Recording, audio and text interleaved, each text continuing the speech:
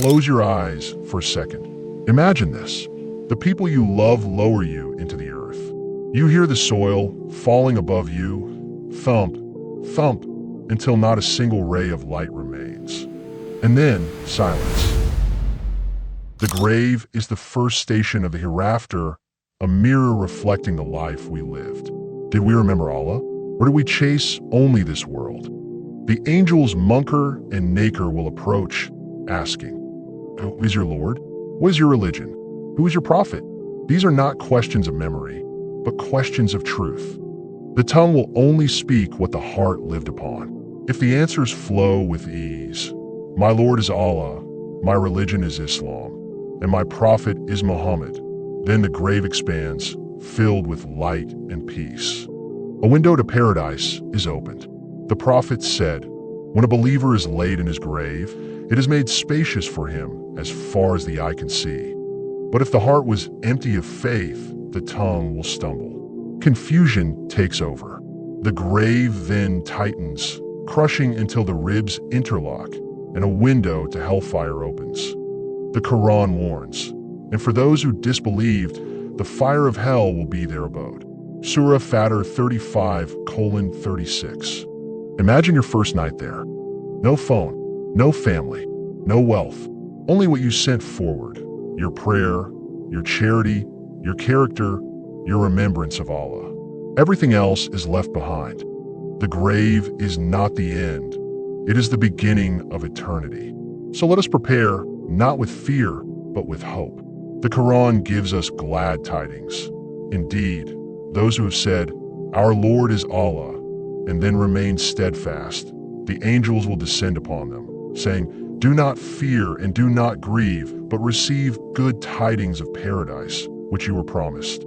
Surah Fussilat 41:30. Think about it. All the moments we rush through life chasing grades, jobs, money, and applause, none of that will walk with us into the grave. The Prophet said, "Three things follow a dead person: his family, his wealth, and his deeds. Two of them return, and one remains. His family and his wealth return, but his deeds remain with him." Bukhari and Muslim. In Surah Al-Isra, Allah swears by time itself.